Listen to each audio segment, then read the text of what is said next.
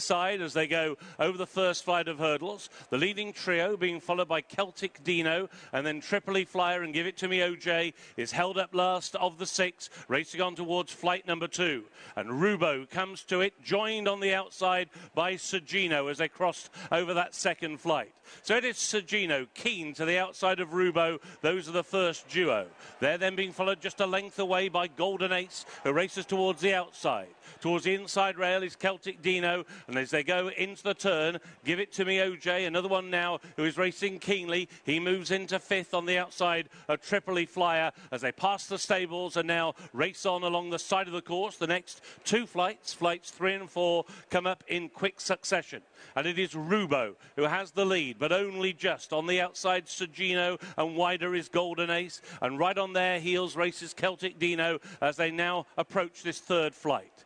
And it's Gino in the centre. Rubo on the inside. They will rise as the first duo. Good jump into 3rd, Celtic Dino on the inside of Golden Ace, and then Give It To Me OJ and Tripoli Flyer. Already they've reached flight number 4, and this time Gino just had to fiddle his way over that flight of hurdles. So now quite a long run before they cross over the first of 2 flights in the back straight. They go towards halfway in the Grade 1 Ladbrokes Christmas Hurdle, and it is Nico de Boinville and Gino who have got the lead. Lorcan Williams has sent Golden Ace now into 2nd. Rubo and Harry Cobden against the rail in 3rd. Celtic Dino and Dylan Johnston in 4th. Tripoli Flyer with Jonathan Burke in 5th. On that one's outside, Give It To Me OJ and Caelan Quinn just last the 6, and now they've gone through halfway, and they're now setting their sights on flight number 5. And it is Gino who comes to this flight. His lead was a length and a half to on the outside Golden Ace. On the inner is Rubo. Between those two, Celtic Dino. Now there's a break of 2.5 lengths to Give It To Me OJ, who's just been niggled along, and so too Tripoli Flyer just last on the inside. Going now inside the final 3/4 of a mile, and now about to take the 3rd from home.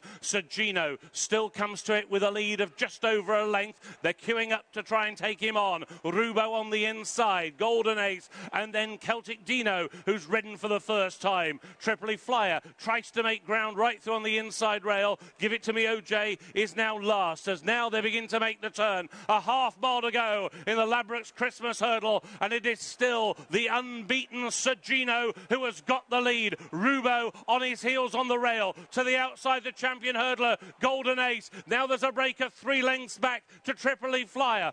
Then Celtic Dino, and dropping away, Give It To Me OJ. They're in line for home. There's 2 more flights of hurdles to take, and Nico de Boinville urges for more from Gino. Gino comes towards the second last. His lead was 2 lengths over Golden Ace and Rubo, and then a break of a further 4 lengths back to Celtic Dino and Tripoli Flyer on towards the final furlong, the final fight in the Ladbrokes Christmas Hurdle. Gino at it now, sails over it, clear by 3 to Golden Ace in 2nd. Rubo is back in 3rd, and now inside the final half furlong, pushed out to maintain his unbeaten record. It is Gino in the Christmas Hurdle, beats Golden Ace, Rubo and Celtic Dino.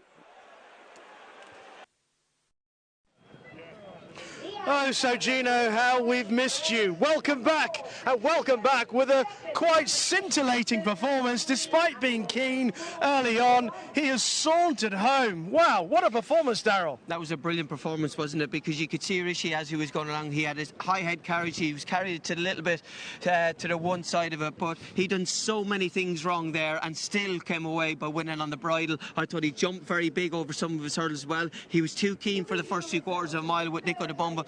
But watch what Nico did when he came into the home straight. He just oozed class. He sat with him till after the second last, and then he started to extend him. Maybe the horses just had his second wind, but then from here on, there's the champion hurdle horse back in 2nd. Rubert's ran a mighty race, considering he didn't really go at the start of the race, but it's great to have him back, isn't it? Wow.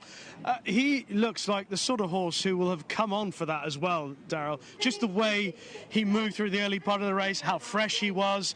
Beforehand, he looked like he might just tighten up for it. So much positives to take out of this. there's no better man than Nicky Henderson, and like I say, he'll have one day, and it wasn't today. This horse will have bundles and bundles of improvement to come from, but it's just great to see him back. It's a brilliant training performance by Nicky Henderson, and look at, I love the way Nico had the confidence in the horse. When he was too keen, he just let him stride along just to get him to relax, and that's a nice way about it. When you can get him horses to, if they're too keen, just let him go on that half a yard, let him run for a furlong or so, and then you'll get him back, and then he relaxed when he got to the front, and then Nico could fill him up, and you could see down the back straight he still jumped a little bit big at him, so he'll come